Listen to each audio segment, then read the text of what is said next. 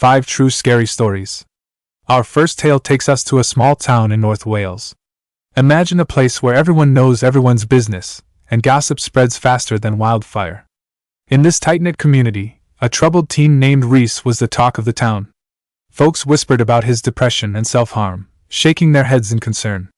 But while everyone was busy gossiping about Rhys, something far more sinister was brewing right under their noses.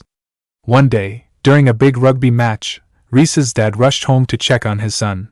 He came back in a panic, convinced Rhys was trying to end his life. The whole town dropped everything to help, leaving only a 12-year-old boy to watch his baby sister. Now, you might be thinking, leaving a preteen in charge? That's a recipe for disaster. And boy, were you right.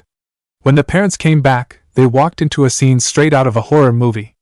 The boy, lacking any common sense, had put his baby sister in the microwave to dry her off after a spill. The mother's scream was so loud and long, she fainted and nearly cracked her head open. It was a tragedy that shook the town to its core. The family packed up and moved away, trying to outrun the memory of that terrible day. The storyteller reflects, I feel for them, I really do. But the thought of that little girl getting cooked in that bloody microwave makes my skin crawl. Even today. It's a grim reminder that sometimes, the most terrifying monsters aren't the ones we're looking for, but the ones hiding in plain sight, right in our own homes. Our second story whisks us away to the wild and mysterious Florida Everglades.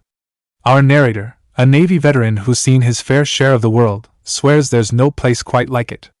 The Everglades, he says, is a place where beauty and danger dance a delicate tango.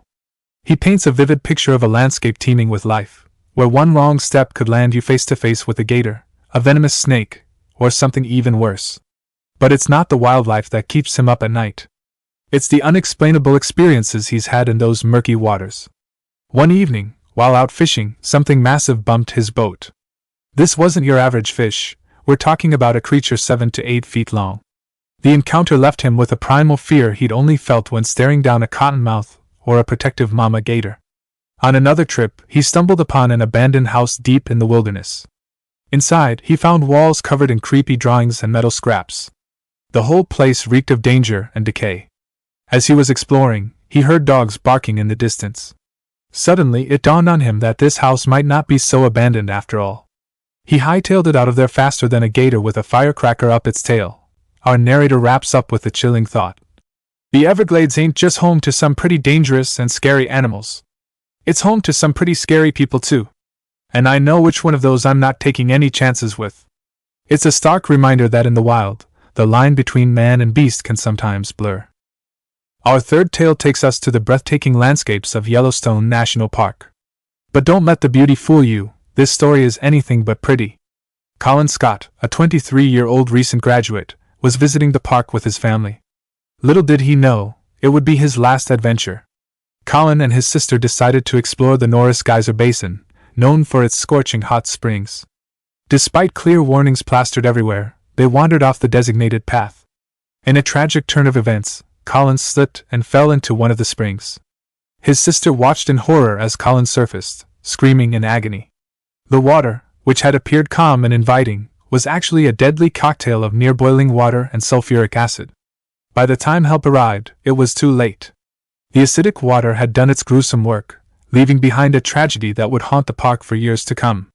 This story serves as a grim reminder of the hidden dangers lurking in even the most beautiful places.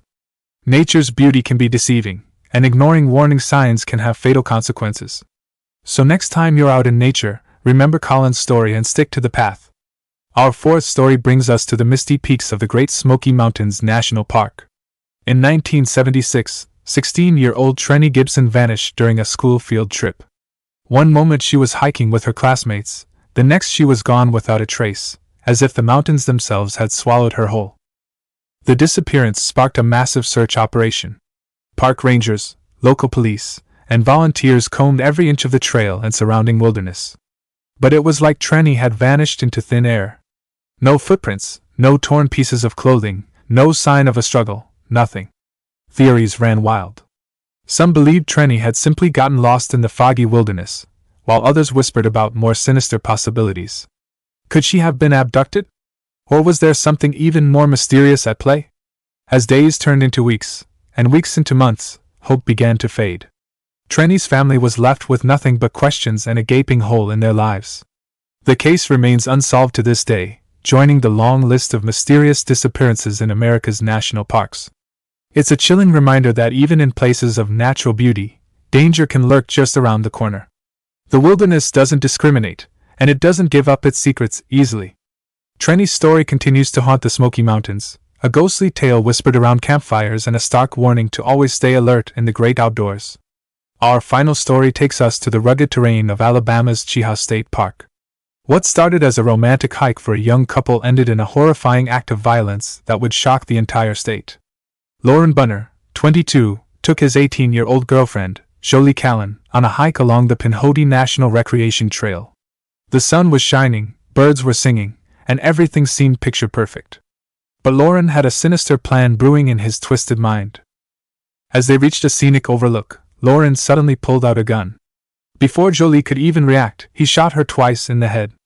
Then, in a final act of cruelty, he pushed her lifeless body off a 40-foot cliff. When questioned by the police, Lauren spun a tale of a suicide pact gone wrong.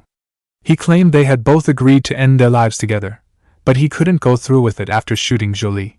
But the evidence told a different story. Investigators discovered that Lauren had been possessive and controlling throughout their relationship.